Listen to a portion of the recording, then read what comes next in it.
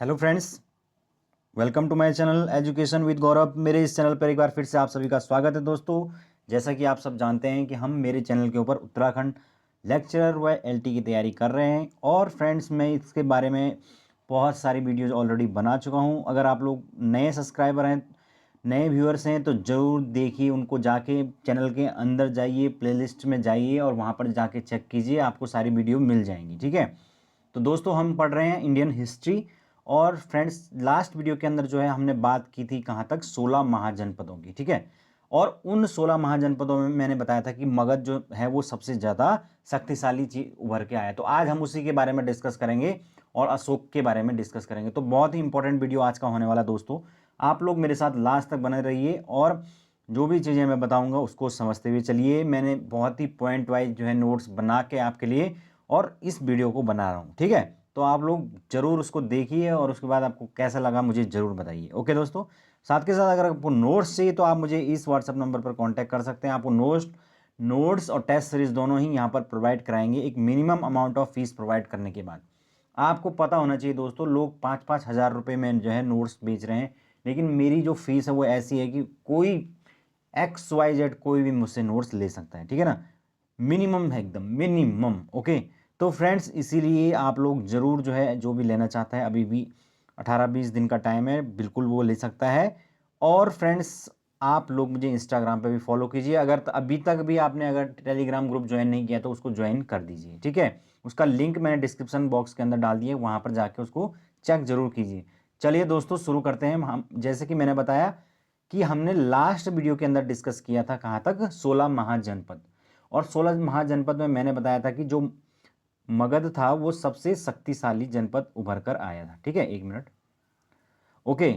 तो आखिर जो ये मगध है ये सबसे शक्तिशाली क्यों बना 16 में, यही क्यों बना सबसे उसके पीछे भी एक बहुत बड़ा कारण है। और उसके एक ही कारण नहीं बल्कि एक से ज़्यादा कारण है। पहला कारण तो ये है, सबसे बड़ा कारण, कि जो मगध थी वो एक, उसकी जो राजधानी थी। दोस्तों, मैंने बताया था ना, मगध मगध की राजधानी क्या थी, राजगृह, है ना।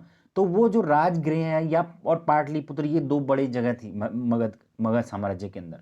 ये दोनों ही बहुत ही सामरिक दृष्टि से बहुत ज़्यादा इंपॉर्टेंट थी। स्ट्रेटेजिकली मतलब इनकी पोजीशन ऐसी थी कि तीनों तरफ से ये पहाड़ियों की तरफ से घिरी हुई थी। तो इस वजह से राजगृह पर आक्रमण करना उतना आसान नहीं था। ठीक है ना। और पाटलिपुत्र की बात करें यानी पटना की बात करें तो ये भी लगभग एक तीन तरफ से या चारों तरफ से इसकी नदियां थी, जिस कारण से एक तरह से यहाँ के जो राजा जितने भी हुए वो चिंता से मुक्त होकर आराम से अपने आप शासन करते थे, है ना। उन्हें कोई दिक्कत नहीं थी। वो इस बारे में नहीं सोचते थे कि भाई कब कोई आक्रमण कर देगा और कब हम क्या हो जाएंगे। हमें अपना शासन बचाने के मतलब उन्हें उस चीज़ की फिक्र नहीं होती थी। तो आसानी से जो है फिर अपना साम्राज्य विस्तार करते थे। इस वजह से जो है वो मगध जो है धीरे धीरे शक्तिशाली होता चला गया। उसके साथ साथ जो है मगध जो है उस वो वहाँ पर जो है वो बहुत ज़्यादा उपजाऊ फर्टाइल लैंड भी था। दूसरी बात ये था कि वहाँ पर थोड़ा नगरीकरण भी हो चुका था, तो इस वजह से ट्रेड वगैरह, कॉमर्स, व्यापार वगैरह भी एक्टिविटीज़ होती थी, तो इस वजह से थोड़ा समृद्ध हो गया था। और साथ के साथ आप जानते हैं दोस्तों, ये वो वाला एरिया है जो वर्तमान में आप देखते हैं ना, झारखंड, ये भी उसी एरिया के मतलब वो साथ के साथ ही हुआ करते थे। आप जानते हैं पहले बिहार और वो सब एक एरिया। तो वहाँ पर पूरा जो खनिज संसाधन है उनकी दृष्टि से भी काफ़ी रिच है ना। वहाँ पर आप देखते हैं कि आज भी हम देखते हैं कि कोयल जो लोहा है, कोयला है, इस तरह के जो खनिज हैं वो पर्याप्त मात्रा में है। तो जो लोहा है, जब वहाँ की लोहे की खानें वहाँ पर थी तो उससे क्या फ़ायदा होगा कि जो अस्त्र हैं, जो वस्त्र हैं, जो लोहे के बनते थे वो बनाना ज़्यादा आसान होगा, सेना ज़्यादा मजबूत होगी। फिर अगल बगल जो है वो बहुत सारे जंगल भी थे, तो वहाँ पर हाथी आसानी से बहुत ज़्यादा मात्रा में उपलब्ध थे। तो हाथियों की जो सेना थी वो भी यहाँ के राजा आसानी से बना पाते थे। इस कारण से, इन सभी कारणों से जो है वो कहीं ना कहीं मगध को एक स्ट्रेटेजिक एडवांसमेंट थी और इस वजह से वो शक्तिशाली बनता गया। ठीक है ना। तो ये है मेन रीज़न। अब हम देखते हैं कि मगध के बारे में हम चीज़ें देखते हैं क्या क्या हुआ था। ठीक है। तो फ्रेंड्स, 6वीं शताब्दी में ईसा पूर्व में 16 महाजनपदों का उदय हुआ, जिनमें कि मगध जो है वो सबसे शक्तिशाली राज्य था। इतनी सी बात आपको अभी मैंने बता दी। अब हम सबसे पहले बात करेंगे कि आखिर ये जो मगध 16 महाजनपद में मगध सबसे शक्तिशाली, तो वहां पर किन किन राजवंशों ने जो है शासन किया उनके बारे में बात करेंगे। तो सबसे पहले आया आपका हर्यक वंश। ठीक है ना। तो हर्यक वंश चला आपका 544 बीसी से और 492 बीसी तक चला। और फ्रेंड्स, इसका जो संस्थापक है वो कौन है, बिंबिसार। तो बिंबिसार का नाम याद रखना, हर्यक वंश का संस्थापक है बिंबिसार, और इसकी जो राजधानी थी वो जाहिर सी बात थी कहाँ, गिरिवज्र या जो राजगृह जिसको मैं कह रहा हूँ, तो राजगृह जो है वो पटना और उसके आसपास का ही इलाका है। ठीक है, तो फ्रेंड्स ये जो राजगृह थे यहाँ की राजधानी थी।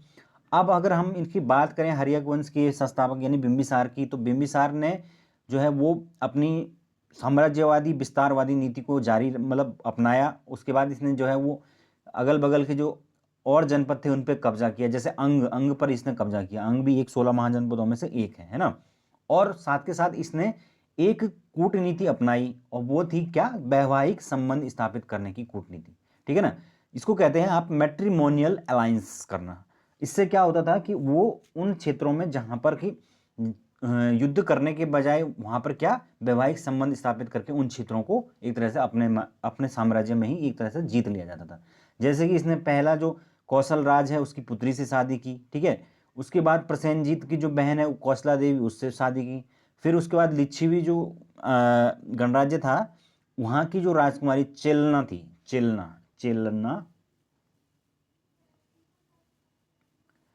चेलना से इसने विवाह किया। और उसके बाद जो पंजाब है वहां के मद्र कुल की एक प्रधान था, उसकी बेटी थी क्षेमा, तो क्षेमा से भी इसने विवाह किया।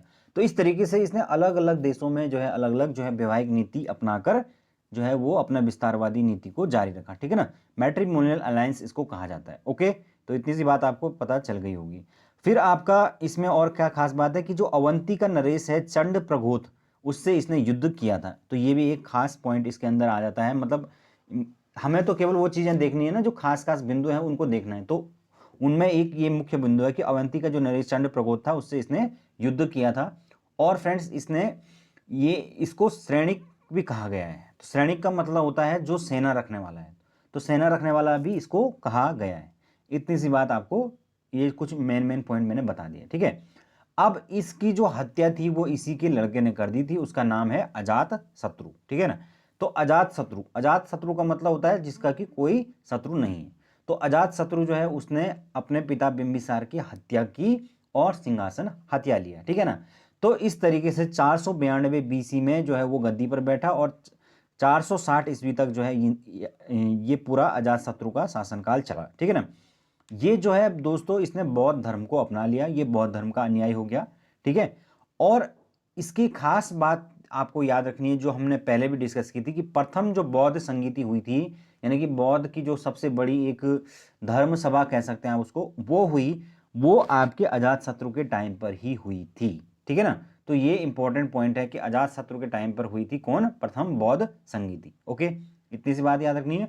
उसके अलावा कौशल और वैशाली को इसने जो जीता, मतलब जो अगल बगल के राजा थे कौशल और वैशाली, वहां पर इसने युद्ध के माध्यम से उनको जीता। ठीक है, और मगध में उनका विलय करवाया। ठीक है, और रथ मूसल और महाशिला कंटक जैसे हथियारों का इसने प्रयोग किया। तो ये कुछ विशेष हथियार थे जिनके माध्यम से इसने युद्ध में इसको इस्तेमाल किया। वैशाली के खिलाफ जो युद्ध जीता और कौशल के खिलाफ, तो उसमें इसने रथ मूसल और महाशिला कंटक इन हथियारों का प्रयोग किया। तो ये कोई विशेष हथियार होते होंगे उस टाइम पर, है ना। तो ये था। अब इसके साथ भी वही हुआ जो इसने अपने पिता के साथ किया। इसकी हत्या किसने की, इसी के पुत्र ने की। इसके पुत्र का नाम क्या था, उदयन। ठीक है ना, तो उदयन जो है उसने अपने इसने मतलब इसकी हत्या कर दी, और अपने पिताजी की तरह इसने भी सिंहासन को हत्या लिया। कब, 460 बीसी में, और 444 बीसी तक ये रहा। ठीक है, और ये खास बात है कि ये अंतिम महान शासक था हर्यक वंश का। ठीक है, इसके बाद कोई भी इसमें महान शासक नहीं आया है। अंतिम महान शासक कौन है, उदयन है। इतनी सी बात आपको याद रखनी है। और जो पाटलिपुत्र है उसकी स्थापना का श्रेय उदयन को जाता है, ये भी आप याद रख सकते हैं। ओके, तो ये हो गया दोस्तों हमारा हर्यक वंश। आगे चलें, अब आगे हम बात करेंगे शिशुनाग वंश की। तो हर्यक वंश के बाद जो दूसरा वंश आता है वो आपका शिशुनाग वंश है, और इसके जो संस्थापक हैं वो कौन है, शिशुनाग है। तो इन्हीं के नाम पर ये वंश पड़ा था। बेसिकली शिशुनाग कौन था, ये हर्यक वंश, क्योंकि हर्यक वंश में उदयन के बाद जो है वो सारे कमजोर राजा आए, फिर उन्हीं का एक मंत्री था या सेनापति कह सकते हैं आप, शिशुनाग। तो शिशुनाग ने क्या किया, वो अपने राजा की हत्या करवा दी और खुद जो है वो अपने अपने वंश की स्थापना वहाँ पर कर दी। ठीक है, तो इस तरीके से शिशुनाग वंश जो है वो उसकी स्थापना हुई। और फ्रेंड्स यहाँ पर जो अवंती है उसको इसने मगध में मिलाने का काम किया। तो अवंती भी एक बहुत बड़ा जो है वो 16 महाजनपदों में काफ़ी बड़ा जो है इसका स्थान था, काफ़ी पावरफुल ये जगह जनपद माना जाता था। तो उसको इसने मगध में मिलाने का काम किया। राजधानी को इसने पाटलिपुत्र से वैशाली जो है वो शिफ्ट किया। तो ये इंपॉर्टेंट घटना हो जाती है कि राजधानी जो है वो ले गया पाटलिपुत्र से वैशाली। ठीक है ना। और फ्रेंड्स इसके बाद जो है इस वंश में दूसरा जो इंपॉर्टेंट पर्सन आता है वो है कालाशोक। तो कालाशोक जो है उसके टाइम पे एक ही घटना इंपॉर्टेंट है, वो आपको वहां याद रखनी है। वो है दूसरी जो बौद्ध महासभा हुई थी या बौद्ध संगीति हुई थी वो वैशाली में हुई थी। कहां पर? कालाशोक के टाइम पर। ओके, इतनी सी बात याद रखनी है। और उसके बाद जो अंतिम शासक आता है दोस्तों वो है आपका नागदशक, जो कि इस वंश का शिशुनाग वंश का अंतिम शासक था। ठीक है ना। तो इस तरीके से ये शिशुनाग वंश हमारा खत्म हो जाता है। ओके, शिशुनाग वंश में आपको 3 ही राजा याद रखने हैं, शिशुनाग, कालाशोक और नागदशक। ठीक है, चलिए आगे चलते हैं। अगला देखिए नंदवंश।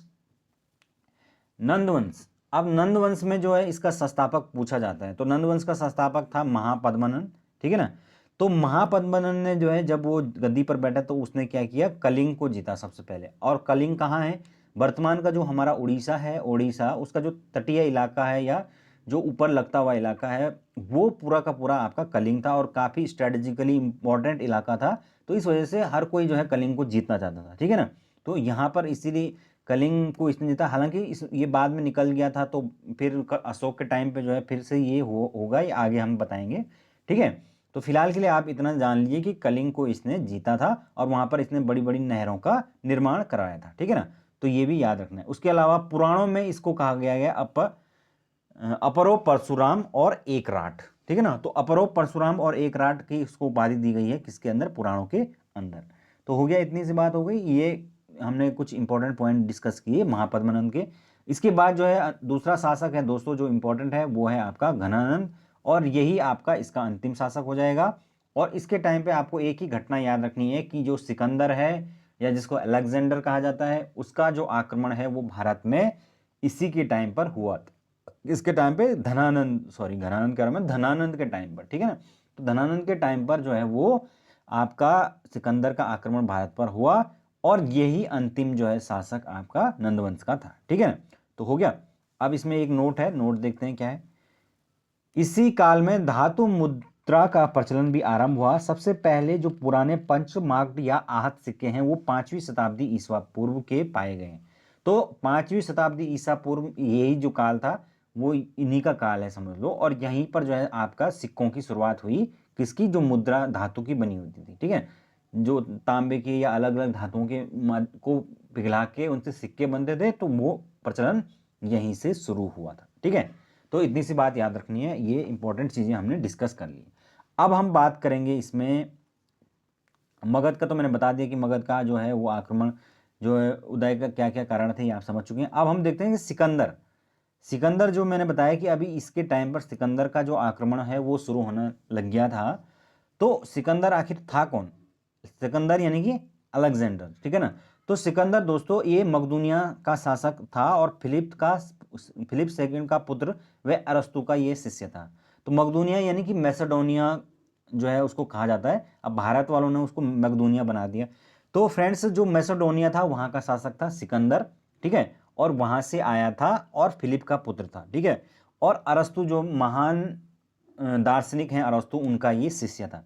तो ये काफ़ी महत्वाकांक्षी। अब ये क्यों आया था? क्योंकि ये इसकी महत्वाकांक्षा बहुत ज़्यादा थी। ये दुनिया का सम्राट बनना चाहता था, दुनिया जीतना चाहता था। ठीक है ना।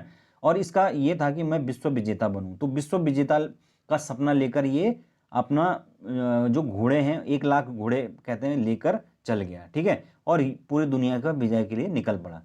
तो इस टाइम पर जो है जब ये भारत पर आक्रमण करता है तो भारत जो छोटे छोटे राज्यों में विभक्त हैं, अलग अलग जो राज्य हैं वो आपस में एक दूसरे से हमेशा लड़ते रहते हैं, संघर्ष उनके बीच में होता रहता है। तो इसी का जो फायदा है वो सिकंदर ने उठाया और फाइनली भारत के ऊपर अटैक किया। ठीक है ना। तो ये अटैक कब हुआ दोस्तों? ये हुआ आपका 326 ईस्वी पूर्व में भारत पर इसने आक्रमण किया। कैसे आक्रमण हुआ? इसने सबसे पहले सिंधु नदी को पार किया और ये तक्षशिला की ओर बढ़ा। आपने देखा होगा हिंदू कुश पर्वत के ठीक नीचे आके आपका सिंधु नदी है, और सिंधु नदी को पार करने के बाद भारत आ जाता है। तो फ्रेंड्स सिंधु नदी को इसने जब पार कर लिया और ये तक्षशिला पहुंच गया, तो इस तरीके से इसने भारत के अंदर जो है वो समझ लो एक एंट्री ले ली। ठीक है, उसके बाद ये युद्ध करता करता लगातार आगे बढ़ता गया और यहाँ पर पंजाब तक ये पहुँच गया। पंजाब में जो है दोस्तों इसकी जो पंजाब का राजा था पोरस, तो पोरस के साथ जो है उसका सिकंदर का युद्ध होता है कहाँ पर, झेलम नदी के किनारे। तो आप जानते हैं ना पंजाब पूरा उस टाइम पाकिस्तान और भारत वाला पंजाब सब एक जैसा है, और वहाँ पर 5 नदियों का संगम है, वहाँ पर झेलम नदी भी है एक। तो झेलम नदी के किनारे पर यहाँ पर इनके बीच में एक लड़ाई हुई, एक युद्ध हुआ, किसके बीच में, पोरस और सिकंदर के बीच में, जिसको कहा जाता है हाइड्रेस पीस का युद्ध या बितस्ता का युद्ध, क्योंकि झेलम का जो पुराना नाम है वो बितस्ता है, मैंने बताया था ना आपको। तो बितस्ता का युद्ध भी इसको कहा जाता है, हाइड्रेस पीस का युद्ध। लेकिन यहाँ पर पंजाब का हारा जो राजा है वो पोरस हार जाता है। लेकिन ये पोरस की जो है वो वीरता से जो है सिकंदर काफ़ी प्रभावित होता है, और क्या करता है, उसको उसकी वीरता से प्रभावित होकर उसका राज्य वापस लौटा देता है, और उसको बोलता है कि तू मेरा सहयोगी है, तू आज से मेरा सपोर्टर है। तो वो एक तरह से उसको अपना सहयोगी बना लेता है। फिर उसके बाद सिकंदर आगे बढ़ता है, आगे जो है वो ब्यास नदी को पार करता है सिकंदर के सैनिक। लेकिन आगे ब्यास नदी को पहुंचने पर सिकंदर के जो सैनिक हैं वो अब आगे बढ़ने से इनकार कर देते हैं। अब इसका क्या कारण रहा होगा, सबसे इंपॉर्टेंट ये है। तो इसके कई कारण से दोस्तों, एक तो सबसे ज़्यादा इंपॉर्टेंट थी कि युद्ध लड़ते लड़ते जो है वो जो सिकंदर के सैनिक थे वो बहुत ज़्यादा थक चुके थे, लगातार युद्धों से वो बहुत ज़्यादा परेशान हो चुके थे, थक चुके थे। और फिर वहाँ वो इलाका ऐसा हिमालयी क्षेत्र का इलाका है, वहाँ पर उन ऐसी विषम परिस्थितियों की जो कष्टप्रद जलवायु थी उसमें सरवाइव करना भी उनके लिए बहुत ज़्यादा मुश्किल हो रहा था। फिर दूसरा, जब उन्होंने देखा कि नंदों की इतनी ज़्यादा विशाल सेना है, कहा जाता है कि जो नंदों की सेना है उसमें तो इतने ज़्यादा 2 लाख तो उसमें पैदल सैनिक थे, 20,000 से ज़्यादा घुड़सवार थे, 6,000 से ज़्यादा हाथी थे। तो इतने भयंकर वाली सेना को देखकर जो है उनकी हालत ख़राब हो गई। उन्होंने कहा भैया हमारे बस का नहीं है, ठीक है ना, दुनिया जितना छोड़ो, अब निकल लेते हैं यहाँ से, है ना। तो इस तरीके से सिकंदर ने बोला बेटा निकल लेते हैं अब। तो सिकंदर ने अब सोचा कि अब मैं वापस जाता हूँ। तो वहीं से 326 ईस्वी पूर्व में ही सिकंदर ने पाटल से वापसी कर ली। पाटल कहाँ पर है, ये झेलम नदी के मार्ग में एक जगह पर थी, वहाँ से इसने वापसी कर ली, और वापसी में बेबीलोन में ही इसकी मृत्यु हो गई। अब बेबीलोन कहाँ है, ये दोस्तों इराक के अंदर है। इराक की जो राजधानी बगदाद है उसी का पुराना नाम बेबीलोन था, ठीक है। तो यहाँ पर फाइनली पहुँचने के बाद 323 ईस्वी पूर्व में सिकंदर की मौत हो गई, और 33 साल की उम्र में मात्र। तो आप समझ सकते हैं कितनी कम आयु में जो है इसकी मृत्यु हो गई। अब पूरी दुनिया घूमेगा तो मृत्यु तो होगी इतनी कम उम्र में, है ना। तो खैर सिकंदर यहाँ पे निपट लिया, ठीक है। तो इस तरीके से ये थी कहानी सिकंदर की दोस्तों। अब इसका क्या प्रभाव पड़ा भारत के अंदर, अब जो सिकंदर आया था अब वो अकेले आया है, उसके साथ जो है वो कई प्रकार के हमारे जो इनके योद्धा थे वो आए हैं, है ना, उनके साथ कई लोग प्रकार के लोग आए होंगे। तो उससे क्या होता है, वहाँ की जो संस्कृति थी उसका भी तो आदान प्रदान भारत के अंदर हुआ, तो उसका कहीं ना कहीं जो है वो भारत के अंदर प्रभाव पड़ा, ठीक है ना। जैसे कि भारत के अंदर अनेक जो यवन बस्तियाँ थी उनकी स्थापना जो है शुरू हो गई थी। यवन यानी कि यूनानी जो बस्तियाँ थी उनकी शुरुआत हो चुकी थी। और उसके अलावा भारत और रोमन जो शैली हैं उनका आपस में एक इंट्रैक्शन हुआ समझ लीजिए, और उससे एक नई शैली का जन्म हो गया जिसको कहा जाता है गांधार शैली, ठीक है। तो आपने सुना होगा गांधार शैली काफ़ी फेमस है ना। तो गांधार जो शैली है उसका जन्म तभी हुआ जब सिकंदर भारत में आक्रमण किया। और फ्रेंड्स उसके अलावा जो है आप जानते हैं कि जो गांधार है वो कहाँ है, वर्तमान में जो अफगानिस्तान है वहाँ पर पड़ता है। अब गांधार तो पहले जो ये गांधार तक्षशिला ये सब जो है वो बहुत बड़े सांस्कृतिक केंद्र उस एरा में हुआ करते थे, ओके। तो खैर, और उसके साथ साथ ये कुछ प्रभाव हुए, और साथ के साथ जो है एक चीज़ और हुई कि जो इनके माध्यम से जो है एक नए, जब अब वहाँ के जो लोग थे वो यूनान के, उनको एक नए मतलब जल मार्ग नए खोज लिए उन्होंने भारत तक आने के। उसके अलावा जो नए स्थल मार्ग जो है वो ऊपर की साइड से जो है वो उनको पता चल गए। तो उससे क्या हुआ, अब भविष्य में जो है भारत और यूनान के मध्य जो ट्रेड्स हैं वो बढ़ने लगे, बहुत ज़्यादा बढ़ गए, ठीक है ना। तो ट्रेड्स जो हैं वो लगातार बढ़ गए, ओके। तो ये इसी के पश्चात हुआ था दोस्तों, ओके।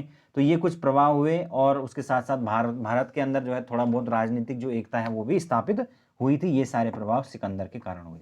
तो ये था हमारा सिकंदर जी, ठीक है। तो दोस्तों आगे चलते हैं, अब हम बात करेंगे मौर्य साम्राज्य की, ठीक है। तो मौर्य वंश की, तो मौर्य वंश की स्थापना अब कैसे हुई दोस्तों, ठीक है। तो फ्रेंड्स जो मौर्य वंश है उसकी स्थापना का श्रेय जाता है किसको, चंद्रगुप्त मौर्य, ठीक है।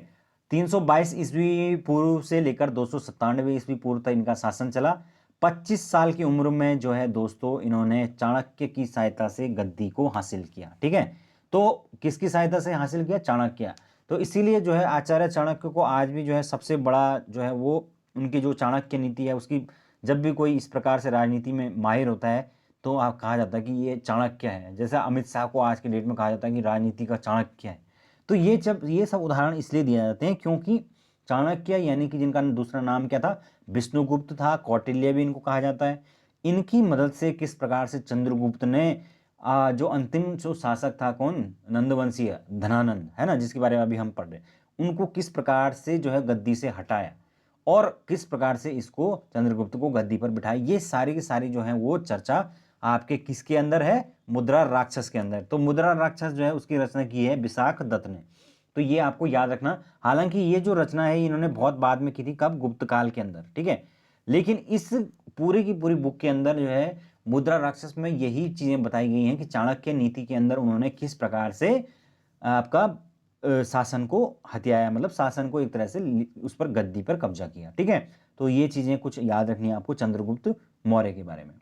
अब हम बात करेंगे कि अलग अलग कुछ और नाम भी हैं इसके, जैसे फिलाकर्स हो गया, स्ट्रैबो हो गया, जस्टिन हो गया।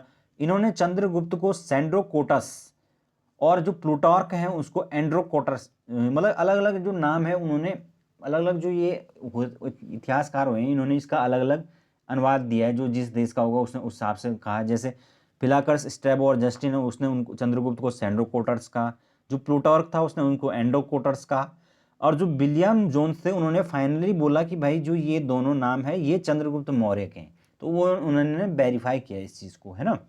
तो इस प्रकार से ये चीज़ें हुई। अब हम बात करेंगे कुछ और बातें इनके बारे में। तत्कालीन जो यूनानी शासक था वो था सेल्यूकस निकेटर, उसको इसने पराजित किया। आप जानते हैं कि जो यूनान का शासक था सेल्यूकस निकेटर, उसके साथ जो है चंद्रगुप्त मौर्य का युद्ध हुआ। युद्ध के पश्चात जो है वो सेल्यूकस निकेटर हार गया। फिर उसने क्या किया? अपना मतलब संधि कर ली इससे, और अपनी जो पुत्री है वो, मैं जो चंद्रगुप्त मौर्य है उससे काफ़ी प्रभावित था, तो उसने अपनी पुत्री का विवाह चंद्रगुप्त मौर्य से कर दिया। ठीक है, और फाइनली इतना प्रभावित था कि उसने अपना एक राजदूत भी भेजा चंद्रगुप्त के दरबार में। ठीक है ना, तो वो कौन था? मेगास्थनीज। इसका नाम भी बहुत ज़्यादा पूछा जाता है क्योंकि इसने एक पुस्तक लिखी यहाँ पर जिसका नाम था इंडिका। ठीक है ना, तो इंडिका जो पुस्तक थी ये इसने लिखी, और इस पूरी पुस्तक के अंदर जो है वो मौर्यन जो एम्पायर है, किस प्रकार से उस समय जो है शासन था, समाज था, अर्थव्यवस्था कैसे चलती थी, मौर्य के प्रशासन में क्या क्या पद होते थे, इन सभी का जो है वो डिटेल इस पुस्तक के अंदर उन्होंने रखा है। किसने? मेगास्थनीज ने। ओके, तो फ्रेंड्स ये जो है मेगास्थनीज वेरी इंपॉर्टेंट है, और ये क्या था? एक राजदूत था, एम्बेसडर था। ठीक है ना, अगला आगे चलते हैं। और इंपॉर्टेंट पॉइंट क्या है? प्रथम जो जैन संगीति हुई थी वो आप जानते हैं स्थूलभद्र के नेतृत्व में हुई थी। प्रथम जैन संगीति का मतलब जैन की सबसे बड़ी महासभा, तो वो इसी के काल में हुई थी, चंद्रगुप्त मौर्य के काल में। तो ये भी आपको याद रखना है। उसके अलावा जो चंद्रगुप्त मौर्य है वो फेमस है अपनी सुदर्शन झील के निर्माण के लिए, जिसका पता कहाँ से चला? जो रुद्रदामन है उसका जो जूनागढ़ अभिलेख है उसमें इस चीज़ का उल्लेख है कि भाई चंद्रगुप्त जो मौर्य हैं उनको जो है झीलें बनवाने का शौक था, उन्होंने सुदर्शन जो झील थी उसका निर्माण करवाया था। ठीक है, तो ये बहुत बड़ी झील, एक झील हुआ करती थी सुदर्शन झील। तो ये इस तरह की कुछ बातें हैं। साथ के साथ जो अर्थशास्त्र है उसकी रचयिता किसने की थी? कौटिल्य ने, जिसको हम चाणक्य भी कहते हैं। और हम जानते हैं कि जो चाणक्य है, आचार्य चाणक्य, वो तत्कालीन जो तक्षशिला हमारा विश्वविद्यालय था, जहाँ पर कि पूरी दुनिया से जो है लोग, चाइना से लेकर पता नहीं कहाँ कहाँ से जो है, ईरान से, और पूरी दुनिया से वहाँ पर जो है यूनिवर्सिटी में पढ़ने के लिए लोग आते थे। ठीक है ना, तक्षशिला में और बिहार में नालंदा में। तो यहाँ पर तक्षशिला में जो प्रोफेसर थे आचार्य चाणक्य, इन्होंने एक बुक लिखी कौट अर्थशास्त्र। इस अर्थशास्त्र के अंदर ही उन्होंने पूरे मौर्य प्रशासन की बारे में चर्चा की है। इसीलिए जो है आचार्य चाणक्य इतने ज़्यादा इंपॉर्टेंट हो जाते हैं। ठीक है, चलते हैं आगे। अगले हैं हमारे पास बिंदुसार। ठीक है, तो फ्रेंड्स अब चंद्रगुप्त जो मौर्य है उसका जो सक्सेसर है उसके बाद जो है वो बना उनका पुत्र बिंदुसार।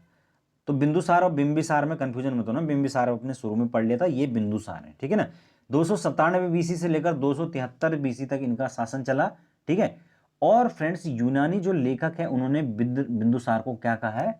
अमित्रघात की उपाधि दी है। तो ये भी याद रखना कि यूनानी जो लेखक है उन्होंने बिंदुसार को अमित्र घात कहा। अमित्र घात मतलब जो भी उसका मित्र नहीं है उनका घात मतलब उनका नाश कर देता है, शत्रुओं का नाश करने वाला कहलाएगा अमित्र घात।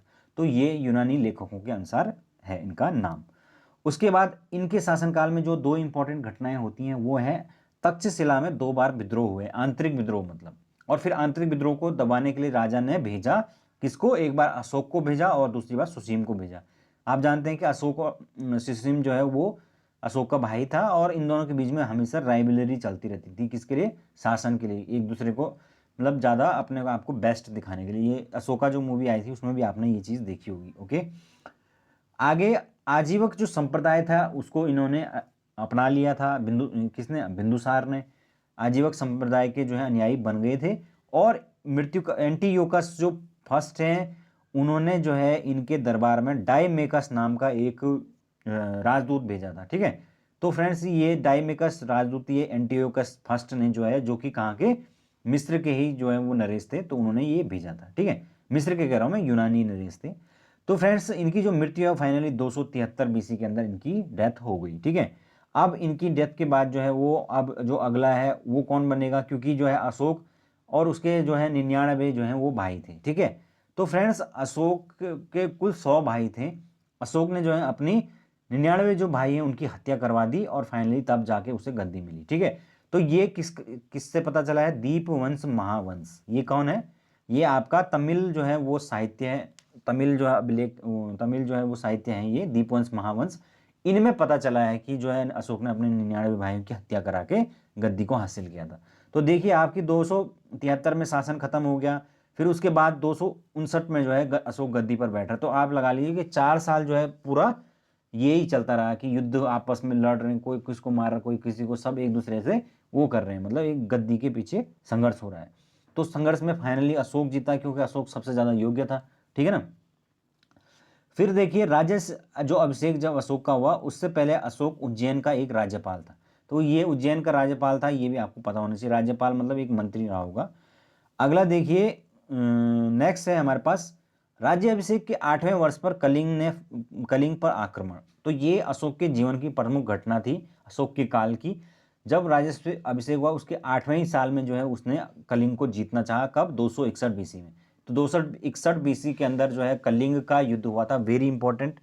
और ये जो युद्ध था ये स्ट्रेटेजिकली जो इंपॉर्टेंट साइट थी कौन सी, कलिंग, उसको जीतने के लिए था। क्योंकि कलिंग जो है वो, अगर आपको उस क्षेत्र के अंदर जो है एक बढ़त हासिल करनी है स्ट्रैटेजिकली, तो वहां पर कलिंग को जीतना बहुत ज़्यादा इंपॉर्टेंट था। इस वजह से जो है सामरिक महत्व को देखते हुए कलिंग पर कब्जा करने की इसकी नीति थी।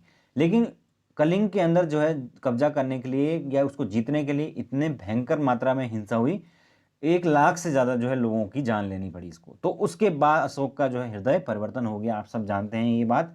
और फाइनली ये चीज़ का उल्लेख किस में है, अशोक के 13वां शिलालेख में इसका उल्लेख है।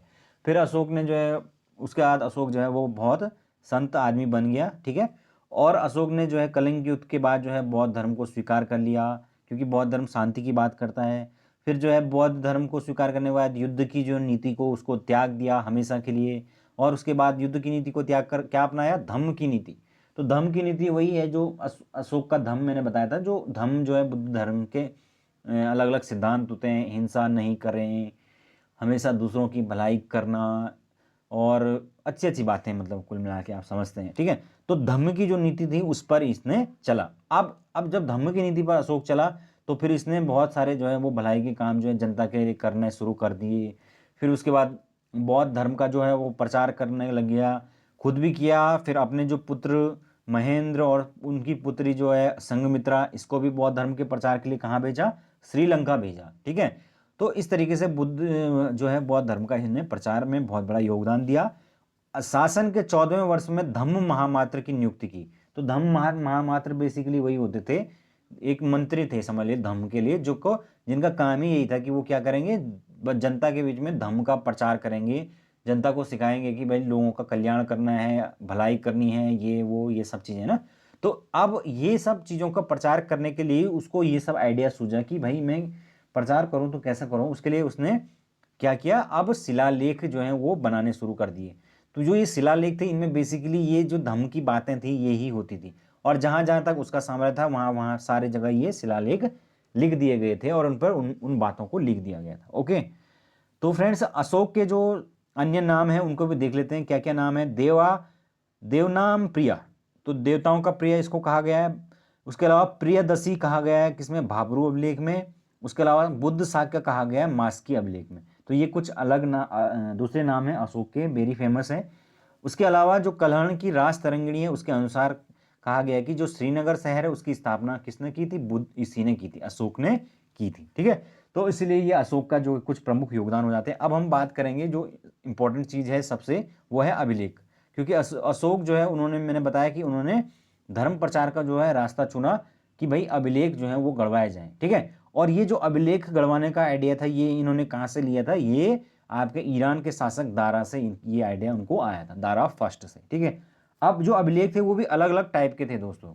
इसमें दीर्घ शिलालेख थे, मतलब बड़े शिलालेख, जो बड़े बड़े बड़े बड़े लेख जिस पर लिखे होंगे।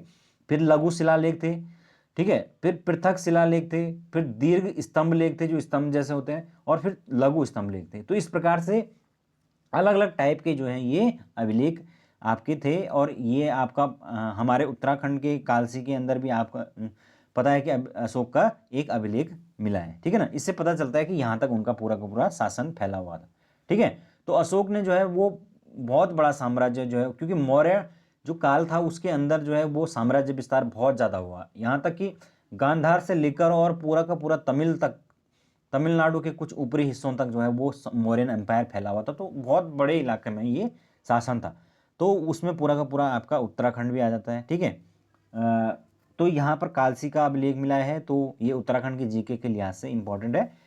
सर्वाधिक जो अभिलेख इसके मिले हैं वो प्राकृतिक भाषा में है, तो प्राकृतिक कह रहा हूँ, प्राकृत भाषा में। ठीक है, तो प्राकृत भाषा में सबसे ज़्यादा इसके अभिलेख मिले हैं। उसके अलावा अदर कौन कौन सी भाषा में मिले हैं, ब्राह्मी में मिले हैं, खरोष्टी में मिले, अरमाइक में मिले हैं और ग्रीक में मिले हैं। तो इस तरीके से अलग अलग जो भाषाएं हैं उनमें इसके अभिलेख मिले हैं। आगे चलते हैं दोस्तों, तक्षशिला एवं लगमान अभिलेख जो है वो अरमाइक लिपि में उत्कीर्ण है। तो अरमाइक लिपि में है कौन से, ये तक्षशिला और लघुमान का जो अभिलेख है ये दोनों ही इंपॉर्टेंट है, और ये किसमें, अरमाइक लिपि में उत्कीर्ण है, ये आपको याद रखना है। और ये अफगानिस्तान के अंदर स्थित है, ये इतना पता होना चाहिए आपको। अशोक के जो अभिलेख थे दोस्तों उनको तो कई साल तक पढ़ा ही नहीं गया, तो उससे पहले तो ये इतिहास जो है वो दफन था। जब अशोक के शिलालेख जो हैं या अभिलेख हैं उनको फाइनली 1837 में किसने पढ़ा, जेम्स प्रिंसेप। जेम्स प्रिंसेप कौन था, ईस्ट इंडिया कंपनी का एक अधिकारी था बेसिकली। तो जब इसने इन अभिलेखों को पढ़ने में यह सक्षम हुआ, तब जाके ही इस मौर्य साम्राज्य के इस गौरवशाली इतिहास का पता चला कि इतना बड़ा जो है ये, क्योंकि इन अभिलेखों में जब इस तरह की जो बड़ी बड़ी जो धर्म प्रचार धर्म की बातें थी, उसके अलावा मौर्य साम्राज्य में किस प्रकार की चीज़ें होंगी क्या नहीं होंगी, ये सारे इन अभिलेखों के माध्यम से पता चले। तो इसी से जो है इतिहास में एक नया पन्ना जुड़ गया, एक तरह से आप कह सकते हैं। ठीक है ना। और फ्रेंड्स यहाँ पर जो राजकीय चिन्ह था वो है मयूर, तो मयूर राजकीय चिन्ह है आपका, ये भी आपको याद रखना है किसका, मौर्यन अंपायर का। फिर है स्तूप। स्तूप तो आप जानते हैं कि जो अशोक है उनके काल में जो है, वैसे तो पूरे के पूरे मौर्य काल में जो है स्तूप बनाने की बहुत ज़्यादा एक परंपरा थी, वास्तुकला थी वहाँ बहुत फेमस। लेकिन अशोक के काल में दो प्रमुख अभिलेख हैं, वो है सांची का स्तूप और आपका सारनाथ का स्तूप। ये दोनों ही स्तूप अशोक के काल के हैं और बहुत ज़्यादा इंपॉर्टेंट हैं दोनों ही। ठीक है ना। तो फ्रेंड्स यहाँ पर जो स्तूप हैं ये कहते हैं कि बौद्ध जो ग्रंथ हैं वो कहते हैं कि अशोक ने लगभग 84,000 स्तूपों का निर्माण किया था। तो आप समझ सकते हैं कि अशोक ने इतने ज़्यादा मात्रा में जो है स्तूप बनाए थे, क्योंकि अशोक जो है वो बहुत ज़्यादा धार्मिक बन चुका था। ठीक है ना। तो इस तरीके से दोस्तों, उसके अलावा जो है एक और चीज़ है इसमें कि भाई अशोक जो है उसने जो चट्टान थे उनको काट कर कहीं जो है वो गुफाओं का निर्माण किया, ताकि जो वहाँ पर लोग हैं वो साधु हैं या जो भिक्षु हैं वो रह सकें। जैसे कि आपका वहाँ पर जो बराबर की गुफाएं सुना होगा आपने, तो यहाँ पर भी इन्होंने एक गुफा का निर्माण किया था। ठीक है, तो इस तरीके की ये इन्होंने काम किए थे। ठीक है, तो फ्रेंड्स ये थे हमारे अशोक जी। ठीक है, आप अशोक के बाद हम आते हैं कि लास्ट अशोक के बाद जो है सारे जो शासक थे वो कमज़ोर थे, कुछ खास नहीं थे, उनके बारे में कुछ है नहीं। जैसे कुणाल हो गया, संप्रति, दशरथ, इस तरीके के शासक आए थे। अब जो अंतिम जो शासक आया था दोस्तों वो था बृहदत्त। ठीक है ना। तो अंतिम जो शासक है वो है बृहदत्त, और उसकी जो हत्या की वो की थी पुष्यमित्र शुंग ने, ठीक है ना। और पुष्यमित्र जो शुंग है उसने इसकी हत्या कर दी और फाइनली शुंग वंश की स्थापना की। तो इस तरीके से दोस्तों ये मौर्य साम्राज्य खत्म हो गया, ठीक है। अब हम बात करेंगे मौर्योत्तर काल की, ठीक है। तो मौर्य साम्राज्य खत्म हो गया, अंतिम जो शासक बृहदत्त या उसकी हत्या कर दी पुष्यमित्र शुंग ने और शुंग वंश की स्थापना की।